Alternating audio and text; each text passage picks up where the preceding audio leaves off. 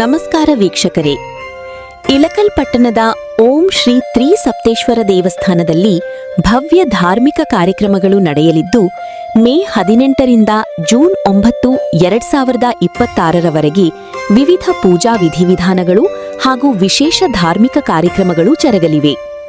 ಪರಮಪೂಜ್ಯ ವೀರ ಸಂಗಮೇಶ್ವರ ಶಿವಾಚಾರ್ಯ ಮಹಾಸ್ವಾಮಿಗಳು ಹಿರೇಮಠ ಚಳಗೇರಿ, ಶ್ರೀ ಶ್ರೀ ಬ್ರಹ್ಮಶ್ರೀ ವೀರಭದ್ರ ಮಹಾಸ್ವಾಮಿಗಳು ಅಡಿವೇಶ ನಿರುಪಾದಿ ಸಂಸ್ಥಾನ ಅಂಕಲಿಮಠ ಹಾಗೂ ಪೂಜ್ಯ ಮಾತೋಶ್ರೀ ಶರಣಮ್ಮ ತಾಯಿಯವರು ಶ್ರೀಗುರು ಭಿಷ್ಟಯ್ಯ ಸ್ವಾಮಿ ಅವಧೂತ ಮಠ ಇಳಕಲ್ ಇವರ ಅಮೃತ ಹಸ್ತದಿಂದ ಶ್ರೀ ಸಪ್ತಾಹ ಭಜನಾ ಕಾರ್ಯಕ್ರಮಕ್ಕೆ ಚಾಲನೆ ನೀಡಲಾಗಿದೆ.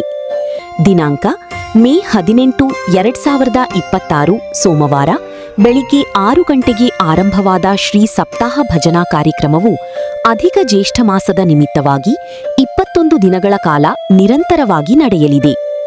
ಜೂನ್ 8, 2026 ಸೋಮವಾರ ಬೆಳಿಗ್ಗೆ 6 ಗಂಟೆಗೆ ಭಜನಾ ಕಾರ್ಯಕ್ರಮ ಮುಕ್ತಾಯಗೊಂಡ ನಂತರ ರುದ್ರಾಭಿಷೇಕ ನಡೆಯಲಿದ್ದು ಬೆಳಿಗ್ಗೆ 9 ಗಂಟೆಗೆ ಪಲ್ಲಕ್ಕಿ ಮಹೋತ್ಸವ ಹಾಗೂ ಸಂಜೆ 6 ಗಂಟೆಗೆ ಉಚ್ಚಯ್ಯ ಮಹೋತ್ಸವ ಜರಗಲಿದೆ. ಇನ್ನು ಜೂನ್ 9, 2026 ಮಂಗಳವಾರ ಬೆಳಿಗ್ಗೆ 11 ಗಂಟೆಗೆ ಧಾರ್ಮಿಕ ಸಭೆ ನಡೆಯಲಿದ್ದು ಸಂಜೆ 6 ಗಂಟೆಗೆ ನೂತನ ರಥೋತ್ಸವ ಭವ್ಯವಾಗಿ ಜರಗಲಿದೆ. ಈ ಎಲ್ಲಾ ಧಾರ್ಮಿಕ ಕಾರ್ಯಕ್ರಮಗಳಲ್ಲಿ ಭಕ್ತರು ಹೆಚ್ಚಿನ ಸಂಖ್ಯೆಯಲ್ಲಿ ಭಾಗವಹಿಸಿ ಕಾರ್ಯಕ್ರಮವನ್ನು ಯಶಸ್ವಿಗೊಳಿಸುವಂತೆ ಸೇವಾ ಸಮಿತಿಯ ಪದಾಧಿಕಾರಿಗಳು, ನೇಕಾರ ಕಾಲೋನಿ ಹಾಗೂ ವಿದ್ಯಾಗಿರಿ ಭಾಗದ ಸದ್ಭಕ್ತರು ಮನವಿ ಮಾಡಲಾಗಿದೆ.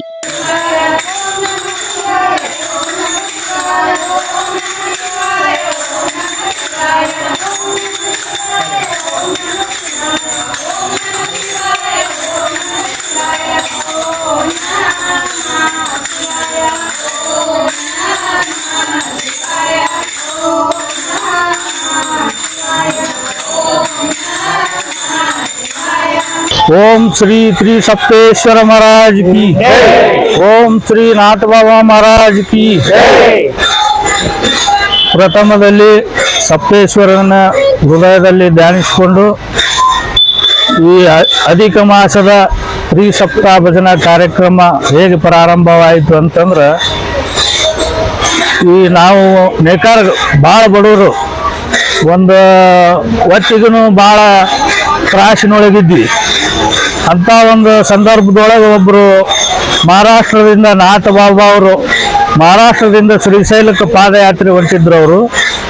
ಅವರನ್ನ ನಮ್ಮ ಈ ಊರ ಒಳಿನ ಹೊರಗೆ ಕುಂದಿರಿಸಿ ಅವ್ರಿಗೆ ನಮ್ಮ ಏರಿಯಾಕ್ಕೆ ಹಿಂಗೆ ತ್ರಾಸ ಐತಿ, ನಮ್ಮ ನೇಕಾರ ಭಾಳ ಬಡವರು ಇದೀವಿ ಅಂತ ವಿಚಾರಣೆ ಮಾಡಿದಾಗ ಅವರು ಒಂದು ಪ್ರೇರಣೆ ಮಾಡಿ, ನೀವು 21 ದಿನ ಅಧಿಕ ಮಾಸದಾಗ ಭಜನಾ ಓಂ ನಮ ಶಿವ ಅನ್ನತಕ್ಕಂಥ ಪಂಚಾಕ್ಷರಿ ಮಹಾಮಂತ್ರದ ಒಂದು ಜಪ ಮಾಡ್ರಿ, ನಿಮ್ಗೆ ನೇಕಾರಿಗೆ ಎಲ್ಲರಿಗೂ ಲೋಕ ಕಲ್ಯಾಣನೂ ಆಗುತ್ತಾ, ನೇಕಾರಿಗೆ ಎಲ್ಲರಿಗೂ ಒಳ್ಳೇದಾಗುತ್ತಾ ಅಂತೇಳಿ ಒಂದು ಸಂಕಲ್ಪ ಹೇಳಿದ್ರು ಅವರು. ಆ ಸಂಕಲ್ಪವನ್ನು ನಮ್ಮ ಓಣಿಯ ಹಿರಿಯರು, ಯುವಕರು, ತಾಯಂದಿರು ಎಲ್ಲರೂ ಸೇರಿಕೊಂಡು ಒಮ್ಮೆ 2 ಸಲ ಮೀಟಿಂಗ್ ಮಾಡಿ ಅದಕ್ಕೆ ಹ್ಯಾಂಗೆ ಮಾಡಬೇಕು ಏನು ಅಂತೇಳಿ ಇದನ್ನು ಮಾಡಿದಾಗ ನಮ್ಮ ಚಳಗೇರಿಯ ವಿರೂಪಾಕ್ಷಲಿಂಗ ಶಿವಾಚಾರ್ಯರು ಆಶೀರ್ವಾದ ಸದಾ ಇರ್ತೈತಿ, ಯಾವಾಗೂ ನಿಂದ್ರಂಗಿಲ್ಲ, ಧೈರ್ಯ ಕೆಡಬೇಡ್ರಿ, ಮಾಡ್ರಿ ಅಂತೇಳಿ ಅವ್ರ ಆಶೀರ್ವಾದ ಮಾಡಿದರು. ಅವರ ಆಶೀರ್ವಾದದಿಂದನೇ ಪ್ರಾರಂಭವಾದ ಭಜನಿ ಇವತ್ತಿಗೆ 9ನೇ ಭಜನಿ. ಪ್ರತಿ 3 ವರ್ಷಕ್ಕೊಮ್ಮೆ ಬರ್ತಕ್ಕಂಥ ಅಧಿಕ ಮಾಸಕ್ಕೆ ಇದು 9ನೇ ಸಲ ಭಜನಿ ಇದೆ. ಈ ಭಜನಾ ಕಾರ್ಯಕ್ರಮಕ್ಕೆ ಎಲ್ಲರೂ ಮಹಿಳೆಯರು, ಯುವಕರು ಎಲ್ಲರೂ ಇಳಕಲ್ಲಿನ ಹಾಗೂ ಸುತ್ತಮುತ್ತಲಿನ ಗ್ರಾಮದವರು ಎಲ್ಲರೂ ಭಾಗವಹಿಸ್ತಾರೆ. ಈ ಜಾತಿ ಭೇದ ಯಾವುದೂ ಇಲ್ಲ, ಇಲ್ಲಿ ಎಲ್ಲರೂ ಒಂದೇ ಅನ್ನುವಂಥ ಭಾವನೆಯಿಂದ ಮಾಡ್ಕೊಂತ ಬಂದೀವಿ. ಇಲ್ಲಿತನ ಯಶಸ್ವಿ ಹಾಕೊಂತಾನೆ ಬಂದಿದೆ. ಈ 9ನೇ ಭಜನಿ ವಿಶೇಷ ಅಂತಂದ್ರೆ, ಇಳಕಲ್ಲಿನ ಇತಿಹಾಸದೊಳಗೆ 100 ವರ್ಷ ಇತಿಹಾಸದೊಳಗೆ ಯಾರೂ ಕಟ್ಟಿಗೆ ತಯಾರು ಮಾಡಿಸಿಲ್ಲ ಈ ಸುತ್ತಮುತ್ತ ಭಾಗದೊಳಗೆ. ಅದನ್ನು ಹಿರಿಯರು, ಯುವಕರು ಎಲ್ಲರೂ ಸಂಕಲ್ಪ ಮಾಡಿ ಕಟ್ಟಿಗೆ ತಯಾರು ಹಾಕಿವಿ. ಈ ಭಜನಾ ಕಾರ್ಯಕ್ರಮ ಇವತ್ತು ಪ್ರಾರಂಭವಾಗಿದೆ. ಮುಂದೆ 8ನೇ ತಾರೀಕು 6ನೇ ತಿಂಗಳ 2026ರಂದು ಸೋಮವಾರ ಸೂರ್ಯ ಉದಯಕ್ಕೆ ಮುಕ್ತಾಯ ಆಗ್ತದೆ. ಮುಕ್ತಾಯ ಆದ ನಂತರ ರುದ್ರಾಭಿಷೇಕ ಆದ ನಂತರ ಇಳಕಲ್ಲಿನ ಪ್ರಮುಖ ಬೀದಿಗಳೇ ಪಲ್ಲಕ್ಕಿ ಉತ್ಸವ, ಸಪ್ತೇಶ್ವರನ ಪಲ್ಲಕ್ಕಿ ಉತ್ಸವ. ಆ ಪಲ್ಲಕ್ಕಿ ಉತ್ಸವ ಬಂದ ನಂತರ ಮಹಾಪ್ರಸಾದ ಇರುತ್ತೆ.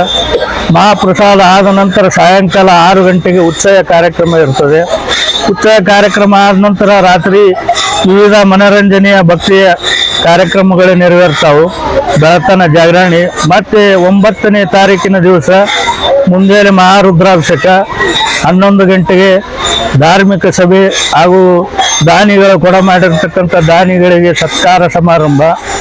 ಈ ಸಮಾರಂಭಕ್ಕೆ ಚಳಗೇರಿಯ ಶ್ರೀಗಳು, ಅಂಕಲಿ ಮಠದ ಶ್ರೀಗಳು ಮತ್ತು ಇಲಕಲ್ಲಿನ ಮಾತೋಶ್ರೀ ಶರಣಮ್ಮ ತಾಯಿಯವರು ಇವರ ಮೂವರ ಸಾನ್ನಿಧ್ಯದೊಳಗೆ ಕಾರ್ಯಕ್ರಮ ನೆರವೇರ್ತದೆ. ಮತ್ತು ಮಧ್ಯಾಹ್ನ 1 ಗಂಟೆಗೆ ಮಹಾಪ್ರಸಾದ ಇರ್ತದೆ. ಆ ಮಹಾಪ್ರಸಾದ ಮುಗಿದ ನಂತರ ಸಾಯಂಕಾಲ ರಥೋತ್ಸವ ಇರ್ತದೆ, ನೂತನ ರಥೋತ್ಸವ. ಆ ನೂತನ ರಥೋತ್ಸವ ಕಾರ್ಯಕ್ರಮಕ್ಕೆ ಸರ್ವ ಸಮಾಜದವರಿಗೂ, ಇಲಕಲ್ಲಿನ ಹಾಗೂ ಸಮಸ್ತ ಸುತ್ತಮುತ್ತಲಿನ ಗ್ರಾಮದವರಿಗೂ ಆಮಂತ್ರಣ ಕೊಡ್ತೀವಿ. ಎಲ್ಲರೂ ಆ ಕಾರ್ಯಕ್ರಮದೊಳಗೆ ಭಾಗವಹಿಸಿ ಸಪ್ತೇಶ್ವರನ ನೂತನ ರಥೋತ್ಸವದ ಕಾರ್ಯಕ್ರಮದಲ್ಲಿ ಭಾಗವಹಿಸಿ ಸೇವೆಯನ್ನು ಸಲ್ಲಿಸಿ ತಮ್ಮ ಈಶ್ವರನ ಸಪ್ತೇಶ್ವರನ ಕೃಪೆಗೆ ಪಾತ್ರ ಆಗಬೇಕು ಅಂತೇಳಿ ವಿನಂತಿ ಮಾಡಿಕೊಂತೀವಿ. PhD ಭಾಗವಹಿಸಿರ್ತಕ್ಕಂಥ ಸದ್ಭಕ್ತರಿಗೆ ಮುಂಜಾನೆ ಟೀ, ಟಿಫಿನ್ ವ್ಯವಸ್ಥೆ ಮತ್ತು ಮಧ್ಯಾಹ್ನ ಪ್ರಸಾದದ ವ್ಯವಸ್ಥೆ.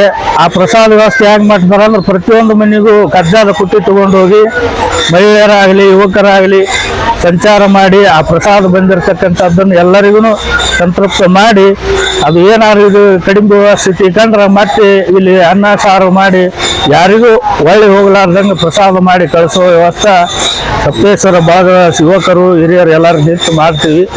ಆ ಕಾರ್ಯಕ್ರಮನೂ ಎಲ್ಲರೂ ನೆರವೇರಿಸಿಕೊಡ್ತಾರೆ ಅಚ್ಚುಕಟ್ಟಾಗಿ.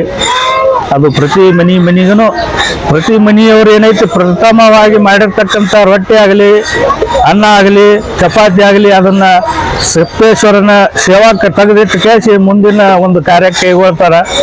ಅದು ಎಲ್ಲರಿಗೂ ಅವರಿಗೆ ನಮ್ಮ ಹಿರಿಯರಿಂದ ಯುವಕರಿಂದ ಅವ್ರಿಗೆ ಧನ್ಯವಾದಗಳನ್ನು ಹೇಳ್ತೀವಿ.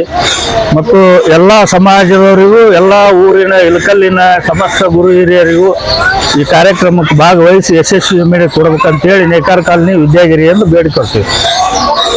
ಓಂ ಶ್ರೀ ಸಪ್ತೇಶ್ವರ ದೇವರಿಗೂ ಹಾಗೂ ಪೂಜ್ಯ ಎಲ್ಲ ಗುರು ಹಿರಿಯರಿಗೂ ನನ್ನ ಭಕ್ತಿಪೂರ್ವಕ ಶಿರಸಾಷ್ಟಾಂಗ ನಮಸ್ಕಾರಗಳು.